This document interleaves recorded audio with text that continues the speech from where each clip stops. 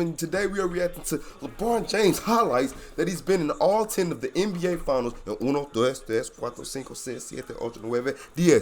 10 Finals, 10 Finals. To me, he's the greatest of all time. I don't care what anybody say. He's still the GOAT. Him and Kobe Bryant are my two GOATs. And no diss on Michael Jordan. He's up there too. Those are my top 3 players in NBA history. But let's go and give you a little recap. This Spurs team that LeBron faced, that Spurs team was unbeatable. At the same time, they beat the Carmelo Anthony and Allen Iverson, beat them in 5 games in the first round. This team, that was their 3rd championship that they went on to win. In 5 years, it was a dynasty. I'm not mad at LeBron for losing his finals. Could he have played better? Yes, he could have. But damn, the dude was 22 years old. In his first 4 years in the league, took that sorry-ass Cavs team to the NBA Finals. I don't even want to talk about this shit with my Mavs because he sucked against my Mavs, but at the same time, I'm glad my Mavs got their first ever NBA championship. But back to the one with the Spurs, though, his second best player was Yagauskas, Varejao. I don't even think Mo Williams was on the team. He led that team to the NBA Finals, and he don't get enough credit for that. And this Finals right here, I ain't gonna lie, that was a big-time little jam by LeBron, live from D-Wade, but you know what? He lost to my Mavs, though, and got my Mavs the first championship. That team was lit. I ain't gonna lie. Back at that time, because I was a Mavs fan, at that time it was one point of period. I did not like LeBron for doing that, though. I'm not gonna lie to y'all. I did not like LeBron for jumping. I did not like LeBron from jumping to Miami Heat to play with a Dwayne Wade in his prime. Little did we know that was the final stages of his prime, and then having Chris Bosh, who was a preliminary All-Star, but. And it was at that time, because I remember I was in high school, a lot of people picked the Heat to smoke the Mavs in 5 games, even 6, but most of them picked the Heat in 5. And you see they went to another NBA final because LeBron was trash in that finals against my Mavs. But in this series against Oklahoma City, y'all finna see, like you see that look on his face. He was a man on a mission. Look at this. Watch this right here. With just them passes, yo. Just them rifle passes, yo. Yeah, this was game 3. No, this is game 4. This is game 4 when he was he had damn, what's the name, y'all? He was having he was dehydrated and he had cramps. There we go, cramps.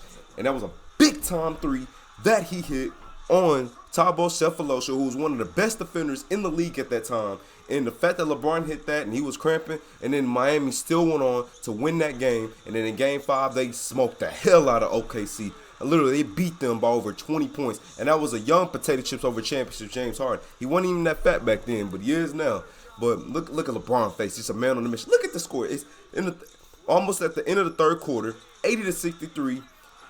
That crowd, there was just nothing that Oklahoma City can do. And that year, that was the lockout year too. So that was a big time.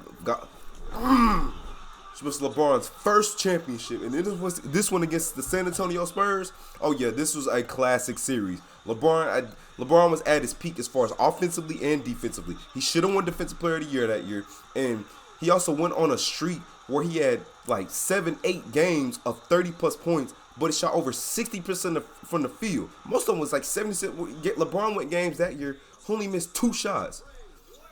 And I remember this game. This game 6. That Miami should have lost that game. But Braun hitting that 3, and then he missed another one. And then Ray Allen don't even look at his feet and just set and just shot it. And then this one right here was a classic game 7.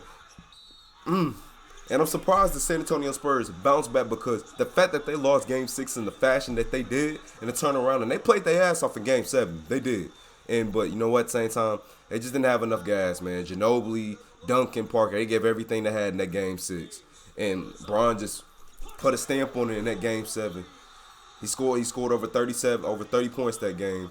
And he did his thing, bro, to get his back-to-back champs. But then this series right here, bro, what the hell?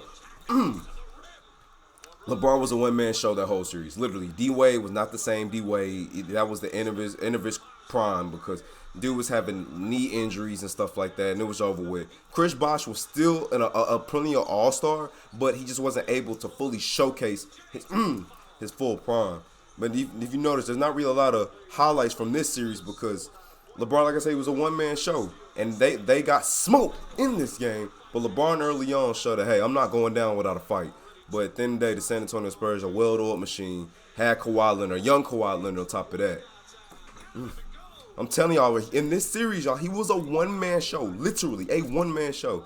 And, damn, I love and I hate this series because this is the series where there was no Kyrie and there was no Kevin Love, and LeBron did his thing to turn around and try to get his Cleveland Cavaliers, the team he grew up with, the team he grew up with, and also the team that drafted him, try to get them their first championship, man. But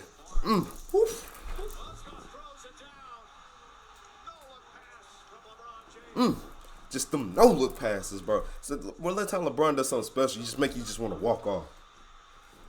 Man, LeBron tried in this series too, man. In that previous game, in that game 5, man, he gave it everything he had, bro. But it's like at the same time, bro, there's only so much you can do. And trust me, he tried. He was another one-man show in this series, bro. He damn near played all 48 minutes in every single game. They had nobody that can create their own shot outside of him. We all remember this one.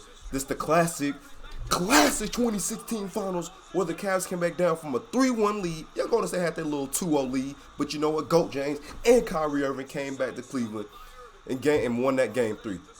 Another classic one. Boy, I tell you, boy, Goat James can do some amazing stuff, man. I'm not talking about not today's LeBron. I'm talking about the LeBron who went to win that first chip for the Cleveland Cavaliers. And that Golden State Warriors team, they was unbeatable. And hey, and little do y'all know is LeBron is the only player in NBA history to lead a team in points, rebounds, assists, steals, and blocks. Back-to-back finals did it. Who remember this one? Who remember this one? Nope. Watch this, Iggy. Get that shit out of here. My boy came out of nowhere like an eye in the sky, literally.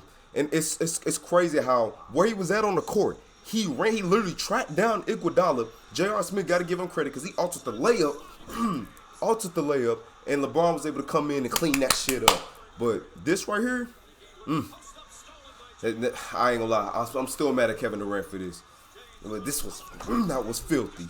I'm still mad at Kevin Durant for doing this, bro. You just don't do stuff like this when you go and join a 73-9 Golden State Warriors team who really didn't need your ass, and they smoked you, walked your ass down in 7 games, and you go around and you beat them. So I'm gonna ask y'all real quick: if KD never would have went to Golden State, y'all think LeBron would have got at least 2 more championships with the Cleveland Cavaliers?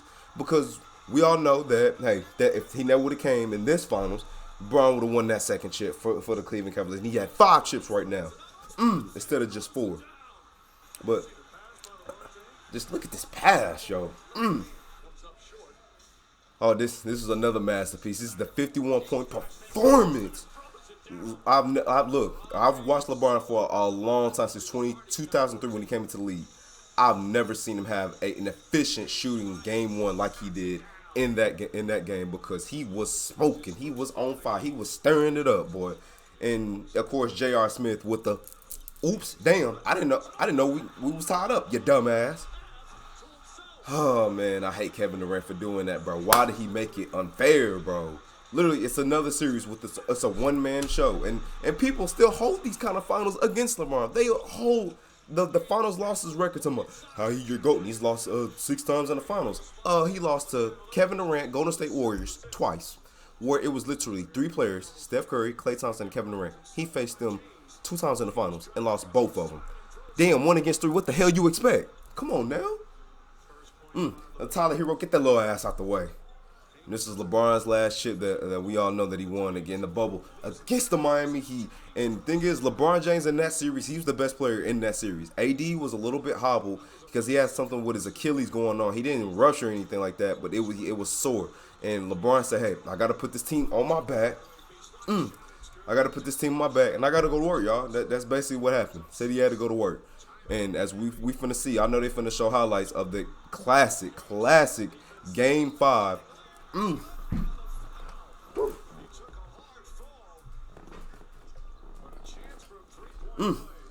Come on, yo, get to the next game. I'll say this is my game right here. I'll never forget this game. I just got off of work and I was watching this game.